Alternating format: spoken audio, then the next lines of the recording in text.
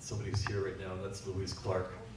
If you could just, there you go. Louise Clark is, thank you. This is family. I just did a calculation that we've actually known each other most of my life, somewhere in the area of approximately almost 40 years.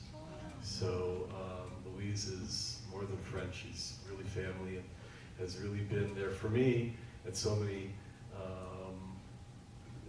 moments in my life. So I'm really so honored that you're here today, and it's a real blessing to, I hope I make you proud.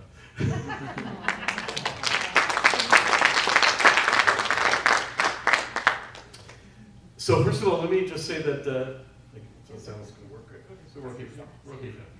Let me just say just a little bit of, I'm sorry, I'm driving the camera person crazy, because I move around, that's what I do. This is what Jews do, we move, we dance. A little bit of background, just to take a moment to, because really our conversation today really is about what we do to keep Israel safe, keeping Israel safe, the challenges, the blessings, the work that we all do together. And I'm here to really speak about somebody who, Donna was talking about how close the rockets are. Yes, we live in Efrat, but I spend most of my week in southern Israel running right into the fires and into the rocket attacks. Also, it's rather, we need to get some proportion here. How many people have been to Israel? Okay, so you know very well that traveling from one part of the country to another is like going, like when we drove in from Detroit this past week, the moment we entered the part where it says welcome to Toronto, Mississauga.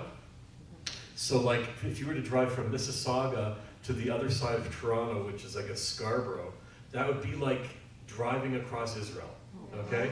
So because I can get from my house, which is near Jerusalem, to where the rockets are hitting in about 45 minutes. I don't know about you, but traffic on the 401 can take longer than that, yes. Okay? So it's all relative, right? Look, I'm originally from Toronto, as Donna mentioned, and my own story is one that really testifies to the fact that God has a sense of humor. Okay? And sometimes I mean by that you're going one direction in your life, you think everything's fine. You've made your plan. You did your university, you did your college, you did whatever you were supposed to do, and now you're going in a certain direction. And then, God turns around and taps you on the shoulder, so to speak, and says, almost, just a little bit more that way. You go, oh, there, that way? Right. And there'll be all these turns along the way. Things were going along quite fine. I mean, Louise really should have known what was going to happen in my life, because she reminded me that when I was a teenager, I actually got up, stood behind a pulpit in a church, actually, and said, where there was a piano recital, as you reminded me from my sisters, and said, actually, this pulpit feels nice because I'm going to be a rabbi one day, just like my grandfather. So that worked out quite well, so thanks for reminding me of that little story. I had actually started off in the world of gerontology, studying at the University of Waterloo in a graduate degree, and worked very closely in reshaping, don't blame me too much for this, but designing the healthcare program that we have in Ontario today for long-term care. So don't blame me if you like it or don't like it or whatever. It's just, that's what we did. And I was working actually as a geriatric specialist for the CNIB, the Canadian National Institute for the Blind. And a situation happened where there was just about the Gulf War. This is summer of 1990. And I really felt that I really needed to be in Israel. And I'd been to Israel before, but I really needed to, whereas our elected people, to go and volunteer. Not just to go as a tourist, but actually to go and to, roll up your sleeves and to get busy. And by the time December of 1990 came along, when the war was imminent, I left my comfortable position at the CNIB. And by the way, for those of you who may be connected with something like the CNIB, people measure their time there in decades. So when they say, oh, how long have you been here for? I've been 2, 3, and they're not talking about years, they're talking about decades. So it was a long-term position. I left it and went to Israel and volunteered for the IDF. And I was there in time for January of 1991 when the Gulf War hit. And I was based in an army base in Holon, which is just near Tel Aviv, and really felt the first few Scud rockets to the point where I was actually blown forward. And that should have been a little bit of a hint as to what kind of work I might ultimately be getting into. That may have been a little bit of a kind of like a cheat sheets or Cole's notes or something about what was about to happen. That in fact my life would actually be taking that turn. But no, wound up coming back to Canada, and then a short while later, this is long before Birthright, but it was a program of the Jewish Agency to bring college students to Israel a second time.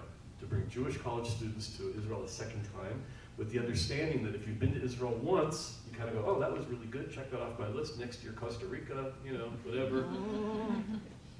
The idea was that if you came back a second time, that you already, how many people here have been to Israel more than once? Okay, right? The second time's a different thing, right? So like they say like this, they say the first time you go to Israel, you go, wow, this is Israel. And the second time you go to Israel, you go, this is Israel, right? And the third time you go, you go, this is Israel. Yeah. And so there's like different ways of having that relationship with Israel, isn't that right? So the second time, if you get there, you go, okay, open your eyes a little bit more. My wife was a college student at the University of Michigan, and I'm 8 years older than my wife, so I actually went to Israel as a staff member. And actually on the very first day of the trip, our hotel rooms were not ready, typical Israel trip plans where things don't happen on time. So they figured, what do you do with a bunch of young people who are exhausted and haven't slept for days? You take them on a tour of the old city. So what they did is they took us into the old city. We're in the Cardo, you know where the Cardo is, right? That area, that kind of the Byzantine street that goes into the city. And at that point, I kind of looked across the group and I saw this beautiful young lady, and I went over to her and I asked her, right, the obvious question. That was, what do you think about living in Israel? And she must have thought it was Mars or something. And she looked at me and she said, yes, I'd like to live in Israel. So then, of course, I asked her the obvious second question, right? How many children do you want? And she said something like, I want something between 4 and 6 children, and we have 5 kids. And then I asked her the third question, what's your name? So that gotta get your priorities straight.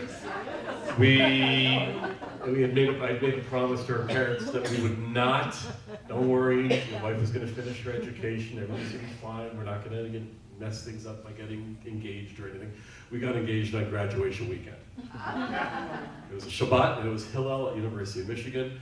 We were married 5 months later in Michigan, and we made Aliyah 9 months after that to Israel. So we've been in Israel for 25 years. We've been married 26 years. We made Aliyah 25 years ago. It was an amazing day, absolutely. Wound up going and spending, really leaving the world of gerontology and going into Jewish education. Really informal, experiential Jewish education, and that was fine for a long time. Until one day, in the summer of 2006, Israel was surprised by the Second Lebanon War. The Second Lebanon War came to us as a total shock. We were totally unprepared. For those of you familiar with a very important military analysis book called Jane's Defense Weekly, I don't know if you're familiar with Jane's. So Jane's will report, will assess that war as the fact that Israel lost that war, and I would agree. Israel lost that war, we did not achieve our goals. Over the course of a 1-month period, 3,100 rockets fell on northern Israel. That's about 100 rockets a day, displacing some 300,000 Israelis from northern Israel. As I was driving north, everyone was driving south. Left in northern Israel were the elderly. Their caregivers had left, understandably, way not in their pay grade to be sticking around when rockets are slamming into you, okay? A lot of family members weren't around, and a lot of elderly were up there. I called on my gerontology background. It made sense to me. And my job, volunteering, I go back to our Leket friends, because sometimes you just have to say Hineni, I'm here, right? And sometimes you say it without even really meaning to say it. Anybody want to do this? I will. Why are you saying this, Shmuel? Yineni, I'm here. And I went up and would go around door to door, knocking on the door in Sfat, in northern Israel, in the Galilee, an area that was hard hit by Hezbollah, knocking on doors and saying, what's going on? Can I assess your situation? Do you have food? Do you have medicine? Right? Other necessary things. And they would sit and I'd find out what they would need. One day, Mrs. Cohen, really, that was really her name, and I are sitting in her apartment, and it was almost like this classic Jewish joke, because what happens is all of a sudden, and there actually were no sirens, all of a sudden, rockets slamming into the city. I did that on purpose. This, except it doesn't really sound like that. It sounds more like a big clap. In the movies, it sounds like this. That's not what a rocket sounds like when it explodes. It sounds like a huge, loud clap. It's sudden, and it goes right through your body, and it comes without any warning whatsoever. And these rockets, these are called Katyusha rockets, are landing outside of Mrs. Cohen's apartment. Wow. And I said to her, so Mrs. Cohen, now, right, wouldn't now be a good time for us to, to go to your shelter? And as a good Jewish joke would go, she would say, and what? Get ourselves killed? Of course, it required, right?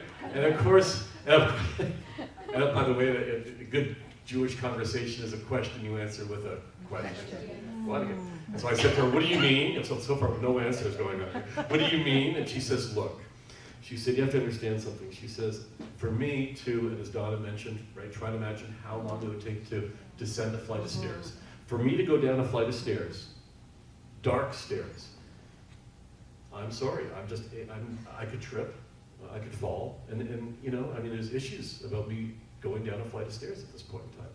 Number two, and this is where she rolls up her arm and she shows me her number, talking about Holocaust survivors. She says, you have to understand something, I survived Auschwitz.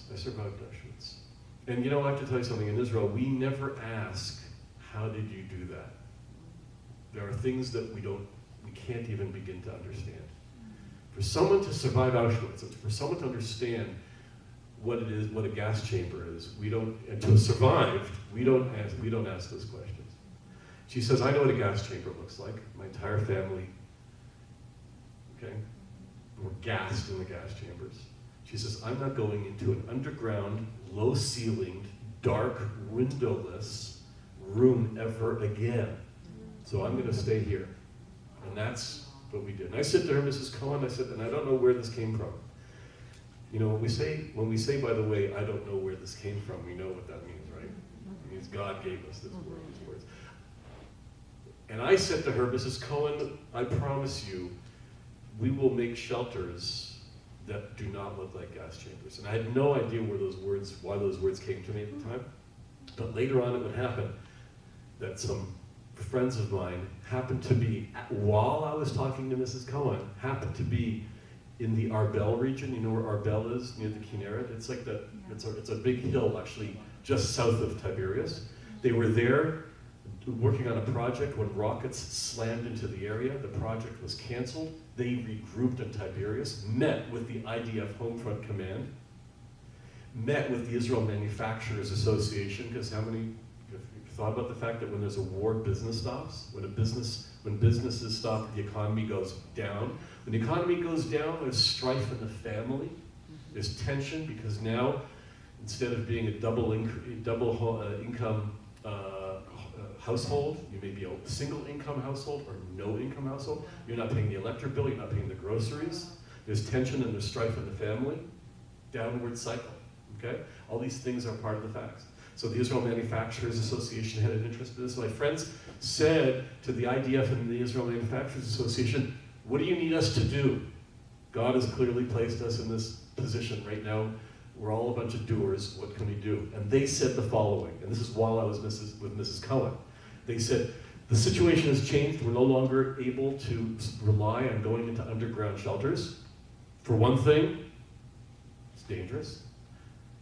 people could fall. We estimate that some 40% of Israelis, and I would imagine that here in Canada it may be the same, have some ability issues or another, whether it's an actual disability, whether it's an issue of not being able to negotiate a flight of stairs quickly, whether it's a parent holding children and running down a flight of stairs, whether it's visual disabilities, whether it's hearing, whatever happens to be. Approximately 40% of Israelis, and again, I imagine Canadians, would have a problem going down a flight of stairs. We can't continue going downstairs. Second of all, the type of warfare that we understand Hezbollah has now is very quick, very agile, and can move whenever they want. We can't count on the fact that there's a big warning going on. Guess what, Israel? We're going to be hitting it. No, it's not going to go like that anymore. Used to be a time that you would move all your stuff into the underground shelter. They've got plasma TVs and things like that. No. Now, it's not going to work that way anymore. What's going to happen, they said, is that you and I are going to be at the office. You and I are going to be at the running track, or you and I are going to be taking the kids to the kindergarten. And the siren's going to go off, and we need to go somewhere. We need to drop everything. We need to drop our business meeting. We need to drop praying in the synagogue. We need to drop everything. And we need to run into some kind of a shelter that's accessible, okay, that I can get into, and that I can stay there for about 10 minutes and then get back to my life. They said the following, and these words stuck with me all these years, and we started this 12 years ago. To live as normal a life as possible in an abnormal situation. I'll repeat that. To live as normal a life as possible in an abnormal situation. And those became our marching orders. To create above ground shelters or other safety solutions that could keep people alive, okay, and at the same time wouldn't look like an Auschwitz gas chamber.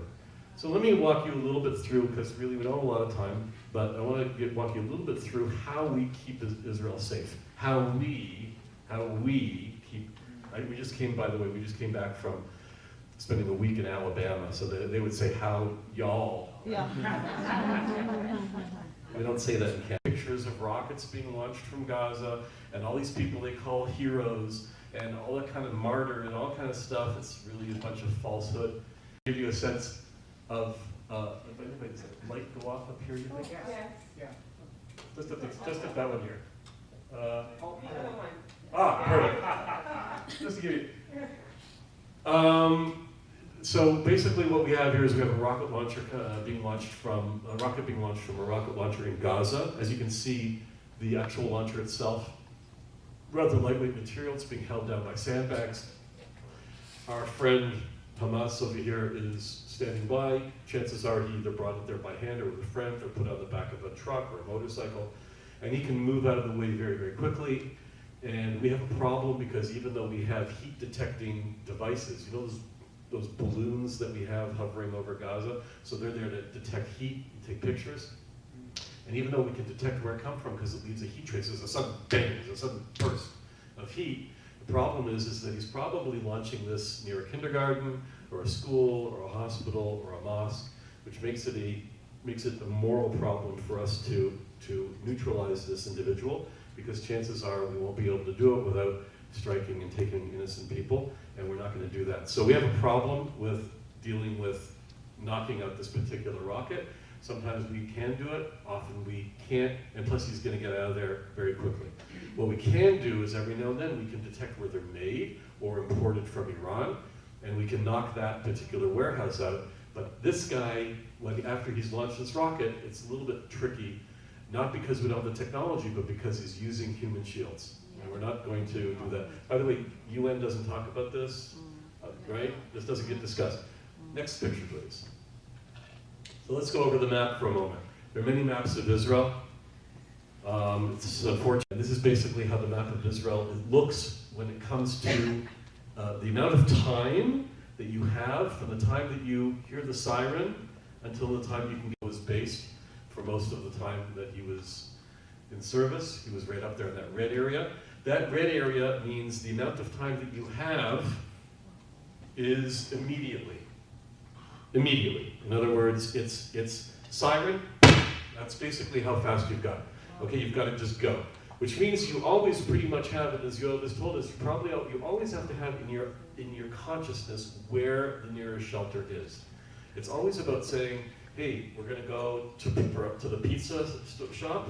Great, as we go, we're looking around, not just at the beautiful flowers, but also at where the nearest shelter is. As we move, but you know what, the fact is that that's become less and less of a concern for us, because the rockets coming from Hezbollah, and there are approximately 200,000 rockets in Hezbollah's arsenal, the concern is that their rockets are now much further reaching than the northern border of Israel. So if you happen to be in Ma'alot or Metula, you're actually going to watch those rockets go straight over your head.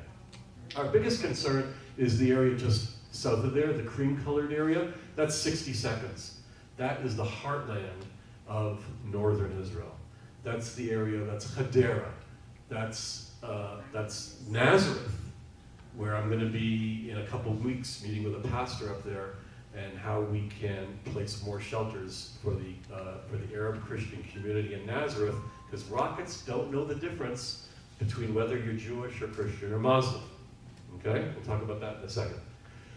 Hadera, Akko, Haifa, that's that brown area up there where you've got 60 seconds. By the way, 60 seconds, lots of time now. Oh, first I thought 15 seconds. Oh, 15 seconds is like impossible. 60 seconds is not so easy either. 60 seconds means that your brain first has to figure out that you're hearing a siren. Not so easy. Ever been in the shower and you think someone's calling your name, like, okay, and you're expecting a important phone call, and you go, yeah, what, yeah, and it turns out that no, okay, right? Or you're sleeping, or whatever, or you have to wake up your kids, right? How many people know that waking up your kids, right? Okay? Not easy.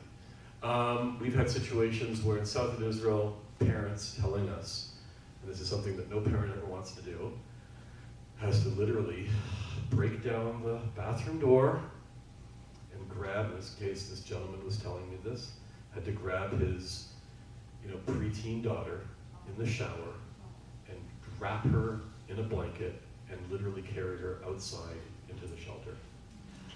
Saved her life, but there's going to be issues that they're going to have to deal with, and it's not easy. This is what we're dealing with in 60 seconds. Let's look at southern Israel. That area up there is Gaza, and surrounding that in kind of like semicircles is the area called the Gaza Belt area. Tef Aza, it's called the Gaza Belt area, and it goes all the way up. You see, it goes from yellow, and then it goes to the gray, and then purple, and then green. That green, by the way, that outer area is the area called Beersheba. How many people here have been to Beersheba? Okay. Capital of the Negev, growing city, beautiful city, amazing place. Sorry, I want to go back. Oh, thanks. Yes, sure. Actually, you know what? Leave that there. No, you know what? Leave that there. Perfect. Which extends to the 45-kilometer range, approximately 27 miles, is known as the Gaza Belt area. In this area live 1 million Israelis. Oh, wow. And yeah. And because Beersheba, and you've got Ashkelon and Ashdod along the coast further north over there. Those are the major hubs. You've got also smaller cities of Sderot and Netivot. These are all cities. Those about 1 million people. How many people remember the television show many years ago called Beverly Hills 90210? Remember that show? So what was the fun thing about that? Because if you lived in the zip code of 90210, it meant you were like, snooty, little bit, kind of like, a little bit well off and kind of like 90210. Where do you live? 90210. So they have something like this. Where do you live? Live in the 45-kilometer range. They do. And they wear it as a badge of pride. You go talk to Israelis, they go, so where do you live? And they go, me? I live in the 45-kilometer range. Israelis, leave it to them to turn something like being a target to being something fun. So this is the area that we're very interested in, and this is the area that Operation LifeShield, the organization that we founded after meeting with the Israel Defense Forces Home Front Command and the Israel Manufacturers Association as a grass tops organization. We founded this organization, and while we placed many, many shelters in the north, our focus was on this area in particular. And specifically dealing with the most vulnerable in the population, the elderly and children. That's a population that has less control over their decisions about what they're doing that day. Example, if you're taking your elderly grandparent to the Seniors Day Center, so you're doing that in many respects because you need to work. You've got things you need to do. So you're kind of saying, okay, let's go. We're going to go to that nice Seniors Day Center. And they're going, okay, here we go. Child, okay, you're also got work to do. You're taking your kid by the hand. Okay, little David, we're going to kindergarten today. And they're going, okay. However, as an adult, if you were reading the news or getting information that there could be risk of rocket attacks, well, you might not go to work that day. You may say, I think I'm going to skip work today, or I think I'm going to work from home. So we're very concerned that the most vulnerable in the population, the elderly and the children, that's our area of concern when it comes to putting shelters. Next slide, please. So I want to give you a couple of examples because I can't do this alone. I've brought some people with me. Well, not really with me. I brought their stories with me. This is Livnat Kutz. Livnat is a computer programmer, or was a computer programmer, engineer at Intel. Heard of Intel? Yeah. Okay. So Intel is a big operation in Israel, and she lives in southern Israel. She's got a couple kids, and she realized that her kids, at the ages of first grade, second grade, were not getting basic concepts in math and languages and things like that. And she realized that her kids, having grown up being traumatized by rocket attacks, that there was likely a barrier to basic learning concepts. So Livnat's also an artist, and she's started doing interesting experiments, also reading some of the research that's available worldwide, and realized that maybe she could teach using creative arts, using pottery, woodworking, painting, ceramics, working with other materials, and maybe using art as a way of breaking through and teaching core concepts in education. So she left her job at Intel, and she founded this nonprofit organization in Shar HaNegev, which is right across from Sderot. The municipality gifted her with a space to do her work, and all was well, except when the IDF came along and they said, you're on the second floor of a building, there's no way the kids can get down to the bomb shelters in time, we're closing you up. Broke my heart. Let's go to the next slide. This is a place where children are really finally breaking through that trauma barrier and starting to learn concepts. I remember the first time I went there, she had about 20 kids, 20 first graders or second graders, I guess it was, sitting around a huge table covered with about 3 inches of shaving cream, and they were doing mathematical formulas by carving the numbers into the shaving cream. She says this is the only way they can understand math. Again, it's beyond my understanding, but that's what she's doing. They were going to close this up. Next slide, please. Woodworking department had been shut down completely, a real shame because so much equipment had been donated, and we were trying to find a solution as what to do. Okay. So, did the video part didn't show up. It's okay. You know what? We don't need the video. No? No, go to the next one. Okay. That's fine. Yeah, that's fine.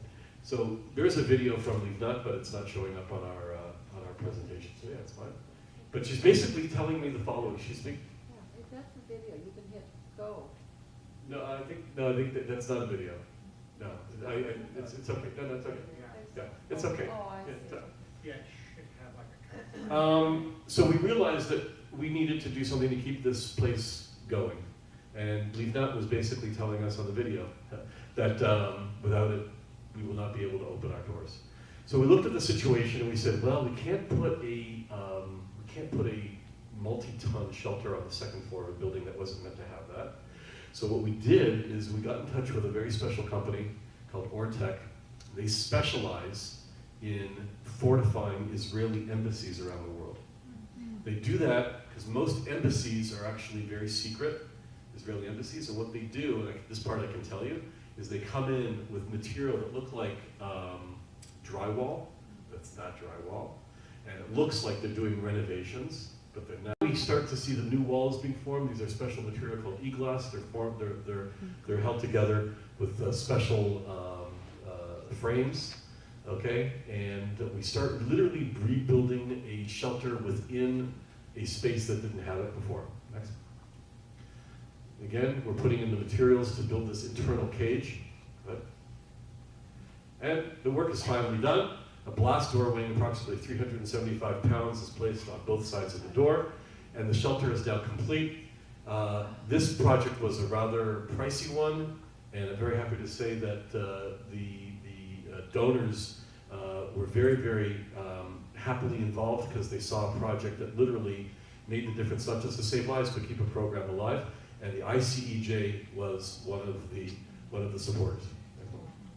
And here we see, I don't know if you can see that, make that out here, but on the bottom left is the sign for ICEJ. It was very nice. Another nice piece about this was the fact that we talked about this earlier in terms of really Jews and Christians really coming together. Half the donors were Jewish, half the donors were Christian, which was really, really example. Okay, we move ourselves to another place, another very interesting place called Bikurim, which is a school for performing arts. What's really interesting about this school is that you have students who have musical talents from across Israel, but are coming from socially, economically challenged homes. They would not be able to get really the kind of high-level musical instruction in their own hometown. So this residential school was constructed, was founded in southern Israel, right near the Gaza border, where people could learn from really the best of the best educators, and it's all either subsidized or full scholarships. Problem was, again, you can't have the students there without having proper shelters. Next slide. And so in this particular case, where there was lots of ground, it's all ground level, we were able to put in the shelters, and this is the type of shelters that we put in today. These are all steel shelters. They're manufactured by a company called Israel Military Industries, whose specialty has been for the past 70 years, since the founding of the State of Israel, their specialty has been building weapons, actually rockets for warfare. And what they did in order to design these shelters, it's called reverse engineering. In other words, they know what it takes to knock something out.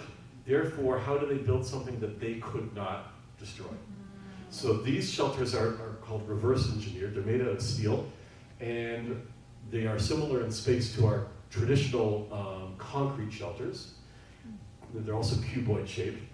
The traditional concrete shelters, which are great shelters, weigh approximately 40 metric tons. 40 metric tons is approximately 160,000 pounds. These weigh 6.5 metric tons, which means with a significantly, it's still very heavy, but significantly lighter, which means, as you can see, look at the truck and the crane combo. You would not be able to do that with a 40-ton shelter. You would need a separate truck, a separate crane. It means it's more expensive. It means that you can't access where you need to go into small, tight areas. And so these shelters are really, really sweet. And these shelters go to this particular case at the Bikurim School. Again, ICEJ has been, worldwide, has been a partner with us in this. Thank you, next slide. There it is in the background. You get a sense of space. This is an area, the internal space of this is about 4.1 square meters, which based on engineering standards means you can get about 16 people in there. But let me just tell you, I've been inside these shelters under attack with approximately 30 people, twice the number that you're supposed to have. Nobody complains. Nobody complains. They don't have doors. They don't have doors on them for a reason, and that is the following. They used to have doors, but imagine the following situation. Sirens going off.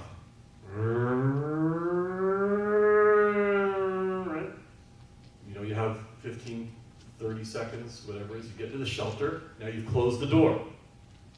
Great. You're safe until, let me in. Open the door. You have a moral dilemma. If you open the door, first of all, how can you leave a person outside? However, if you open the door and everybody is sitting in the cavity, if you will, of the shelter, then a blast, and most of the problem, let's face it, with rocket attacks is not a direct impact. That's kind of like winning the lottery, but bad, okay? what happens is shrapnel spray.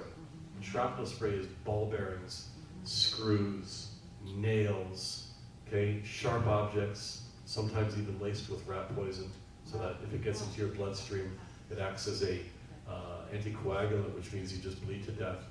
Okay, so you want to be out of the way of shrapnel. It can cut a person in half, and I know people who've lost family members by literally sliced in half. My friend, who's the mayor of the Eshkol region, had both his legs completely blown off, again, from shrapnel. Okay, what do? Now you've opened the door to let this poor guy inside, and you've risked everybody. So we figured, let's get rid of the moral dilemma, and we have them without doors. Next, please. Bottom, that they're very thick, and again, as you can see, we've taken the door off and we've added a 5 metric ton elbow passageway so that you can go in without having a door. Bottom line is we have to make them out of heavy and rather pricey materials. Bottom line, it's for these little guys. It's for the kids. It's for the kids. These are the children who, as I said, are taken by the hand by their parents and like, here you go, you're going to preschool today, goodbye. They have no choice in the matter. They have no say in the matter, and we want to make sure, in a sense, we are acting as, guardians over the parents to make sure that their children are safe. Let's look at the next one. And here they are inside the shelter. And you can see there's lots of room. How many kids are there? About a dozen or whatever. And don't forget, it went all the way around in the circle.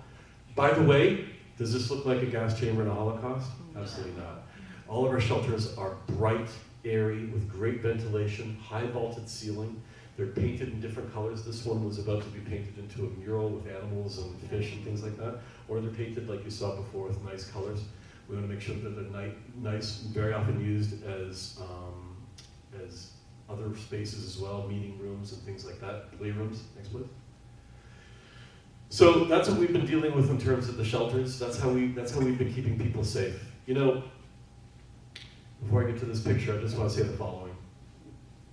We've heard some beautiful, amazing prayers, amazing words today. Jackie, please come to this row.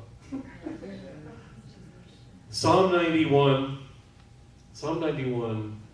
always intrigued me and confused me growing up. After all, written by King David, who actually I don't call King David exactly because we're actually direct descendants from the house of David. In writing, we're from the tribe of Judah, obviously. That's why we're Jews, Judah. But in particular, we're actually descended from King David through his wife, Avital. And so, and we have in writing, going back, tracing our family roots all the way back. So we're from the house of David, directly. And so I call David, Grandpa David, Papa, Abba, Abba, Zeta, for those who speak Yiddish, Zeta. Right? Zeta David. So we have a very, so I often thought, thinking Psalm 91, it was always this okay, do not fear the terror by night or the arrows that fly by day. That's nice. We heard that read today. But, have you ever thought about the fact that it's written as an imperative? Do not fear. It's an imperative. Do not fear. So I understand an imperative that says,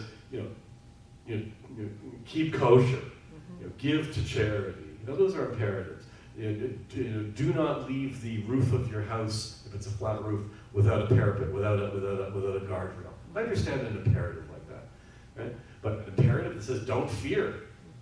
What kind of a mitzvah is this? What kind of a commandment is this? Don't fear. Doesn't make sense. So I often thought, what was my Zeta thinking? What was my grandfather thinking about?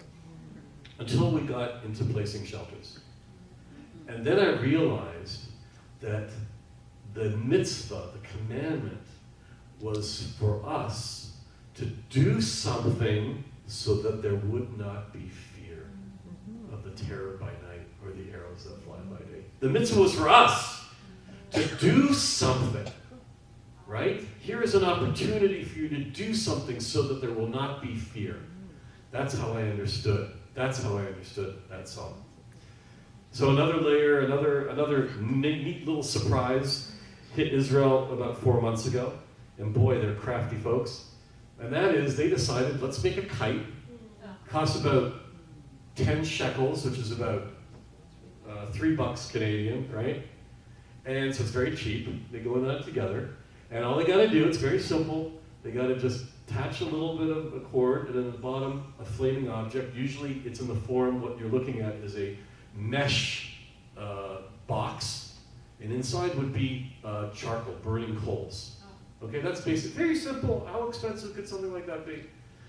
Hamas is basically turning to people and saying, we need to absolutely terrorize the people of Israel in a new way. Burn them down. Burn them down. Fires. We're talking about praying for rain. It would be nice. We don't usually get rain in the summer, so that would be really special. In the meantime, we have to do something else. What's going on? They're launching these kites. Kites come over, they let the kite go, and it drops into the dry fields. They've been using balloons, and they've been very cynical about it. They use cute little Hello Kitty balloons. My friend's passion fruit crop was completely destroyed by a sweet little yellow heart-shaped balloon. Okay? Nice, sweet, let's laugh. Okay? Very sweet. Okay, that's what's going on. They've now destroyed over 10,000 dunams, or is it acres? Yeah. 7,000? Okay? Thousands and thousands of acres have been destroyed. Okay, it's not just the farms, it's not just the forests, it's also hitting kibbutzim, and it's very, very dangerous. Next slide, please. And so, again, God has a sense of humor. Taking a rabbi and teaching him, suddenly I know everything there is to know about firefighting. Again, never really expected to know about this business so much.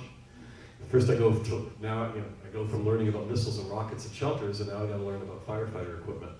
So it turns out that when the fires come over, okay, and I've now been in 5 forest fires, and I can tell you that the speed, if you've ever been in a forest fire, you'll understand what I'm saying, but the speed in which a forest fire or a field fire goes would be from this wall to that wall in about 2.5 seconds. Okay? And it kind of goes like a wave. When you're in the ocean, there's a wave, you're in you bobbing along, the next thing you know, right? You've been in the ocean before, and you start over here, and next thing you know, 2 seconds later, you're over there. Same idea with the fire. It's like a wave just goes like this, and it just goes and burns everything in its sight. 2.5 seconds from one wall to the other. There have been 5 forest fires so far in southern Israel. And what the experts have told me is as follows. If you can put the fire out in the first 15 minutes, that's the trigger point, then you have a better chance at controlling that fire from spreading and growing exponentially, just causing much destruction in terms of property and threat to life, okay? And so what we did is when I asked the security chief, specifically of the Eshkol region, which shares the largest border with Gaza, I said to him, what do you need now? And we're already putting shelters in, what do you need now? He said, Shmuel, this is 3 months ago, what we need are what's called all-terrain firefighter trailers. 700-liter water tank on the back, attached to what's called high-pressure valves, okay? And what you do is you attach it to a 4x4 truck and drive it right through the fields. The fire trucks can't even get there, okay? The fire trucks can't even get there, not in the kind of time that we can get there, and put out that fire right away, okay? And that's what we've been doing. ICEJ Canada has recently donated one of these trailers, and that is absolutely fantastic. This is literally, yes. This one in particular that the ICJ Canada shelter trailer is going to is to the community of Chof Ashkelon, which is on the northern border. Let me paint a picture for you. When I met with the chief of security for Chof Ashkelon, the Kabat, the security officer for Kibbutz Karmia, which is about 3 kilometers just north of the Gaza border, had just reported to me that the fires had been raging for hours and hours, and you couldn't even see the blue sky. That's how thick the smoke was. That's where the ICEJ trailer is going. It is going to save lives, it is going to save property, and it's going to bring comfort to the people of Kibbutz Karmia in southern Israel. So thank you very much. And then just show the last picture. We really believe in a concept. There's a concept called Hakarat HaTov. Hakarat HaTov means giving thanks. You got to know who to give thanks to. This is this is the 700-liter water tank, and there's the ICEJ plaque that is actually affixed to the water tank. I know you say, hey, no need to thank us. Yes, there is. There's a need to think so the Israelis can look at this and say, who cares about us? Where is this place called Canada? Where is this place called Toronto? Where is this place called Winnipeg, Vancouver, all across the entire great country we live in? What is this place and why do they care? Who are these Christians? What is going on? Let's look into this, because this thing just saved my life, and I want to know the people who are behind this and what this is all about. So that's what goes on onto the actual unit. Basically, to conclude, I just want to say the following. You know, God is in control. And if we want to talk about shelters, God provides the shelter for us. And if we want to talk about putting out the fire, God is the firefighter. I really believe, and that's another word for no. We know this, right? Believe in no. I know that God is giving us an opportunity to react and to respond. And to be able to say that we were placed in this position for such a time as this, to do something and to react. The difference will be the following, because salvation will come from another place. But what will happen to you and you and you and me? Where will our names be written in the chronicles of those who stood with Israel? If we miss this opportunity, that's it. Us and our entire homes and our families are vanished forever from the pages of history. But if we do respond, then like Queen Esther and Mordecai, so our deeds live on forever. And this is what we're doing here today. So thank you so much. Shalom. And sensitive to the time, we'll only take literally a couple of questions. We're okay? We're a little bit. We're going to close with some worship from our wonderful friends, Rick and Jane. The lights. Question and answers, yes. And by the way, let me just say one thing. You have to take a picture of this. So Nicole is like my best friend in the entire world, and I'm thinking, and we talked to, even though I'm here in Israel, and Canada, she's in Israel, so we still wind up talking to each other practically every single day. But to actually think that I'd be here with a picture, a full-size picture of her, really means that we are inseparable. And Leah and I just love her to bits. She's like, for us, she is a member of our household. Yes, ma'am. I have a question. Like, I see the picture, the movie, the video, and then as I am a Canadian, as I am also from Africa, Yes. like Ethiopia.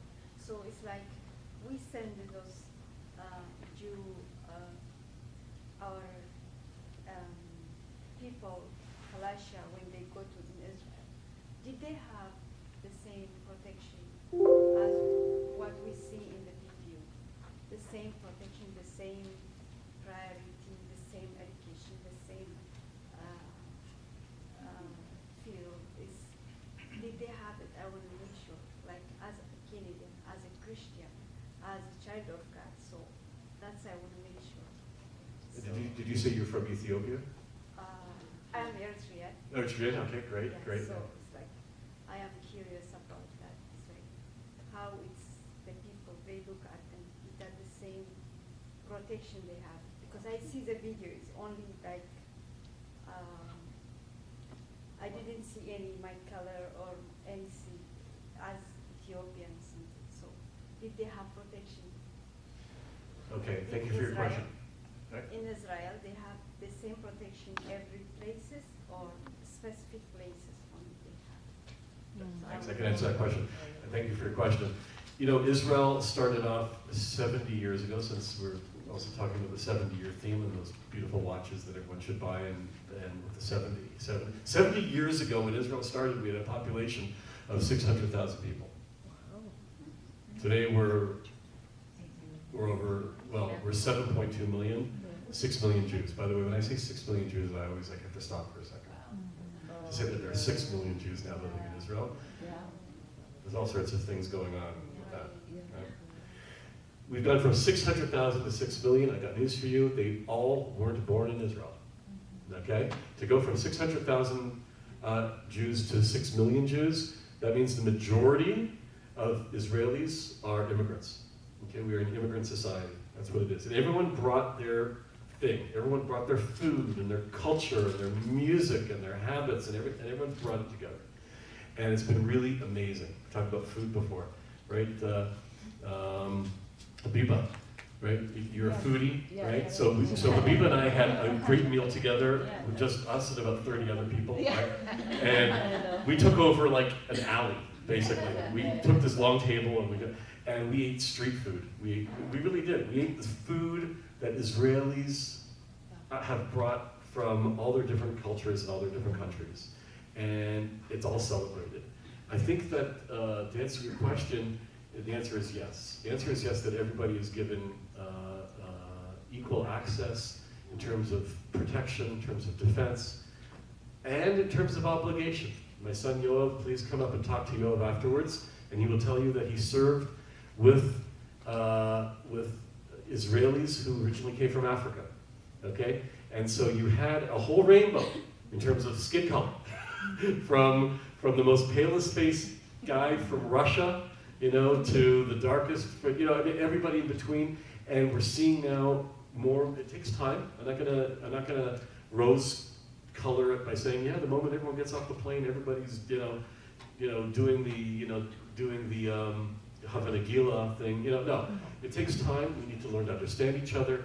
There's a lot of culture. Yoav is an expert in this particular area, actually, from the Army, about how to break through those cultural barriers and understand that a family from Ethiopia or Eritrea is going to be a lot different than a family from Russia, that the way you relate to your parents from one country is going to be a different way than you relate to your parents from another country.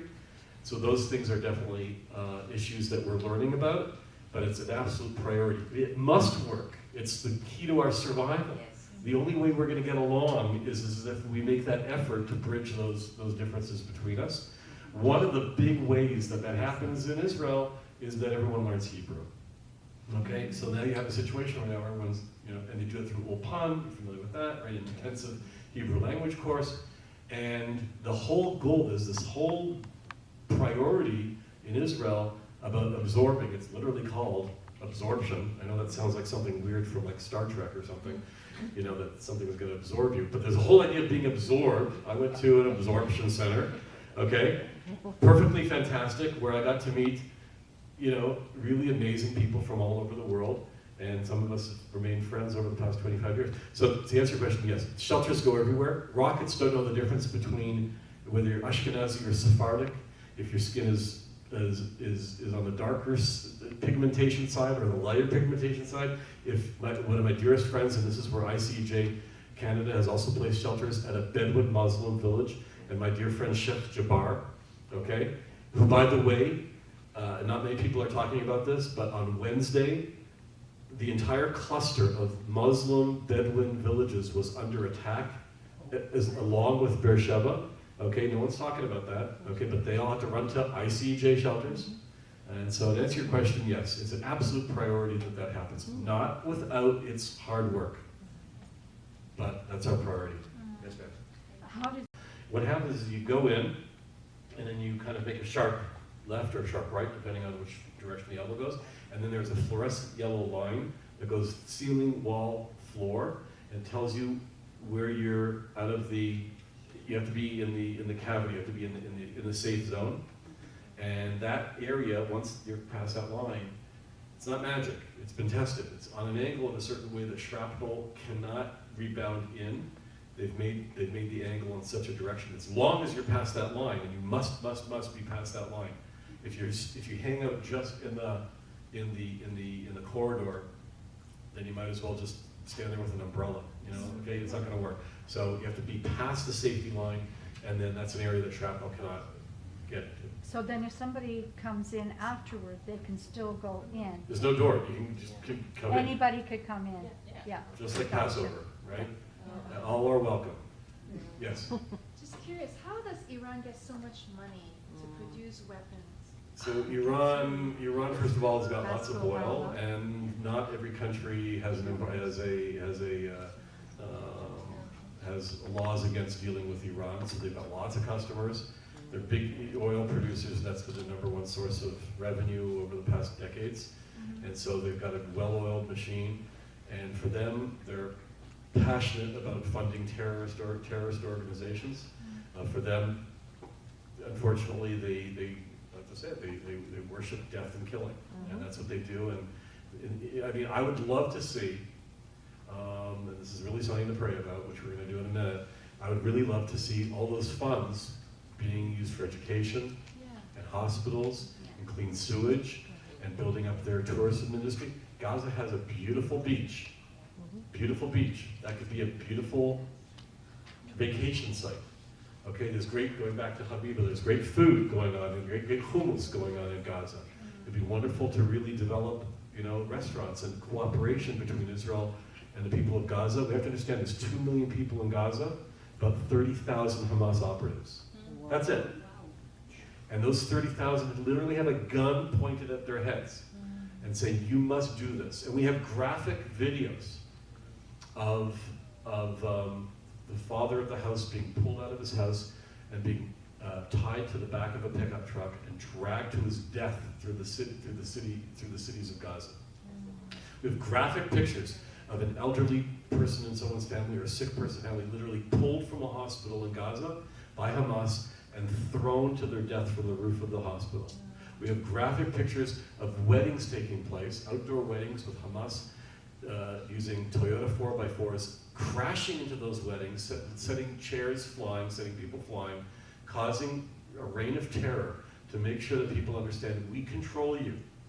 You don't hear the world talking about that. If the world really cared about the people of Gaza, they would bring down the Hamas government. Right. They would be behind the destruction of Hamas, and we're not hearing that from people who so-called human rights activists. We're not hearing about the real problem.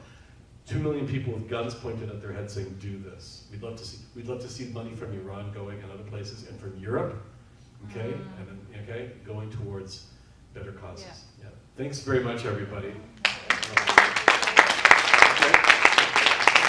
We'll be around for a few minutes afterwards if you'd like to, but now I turn it over to Dr.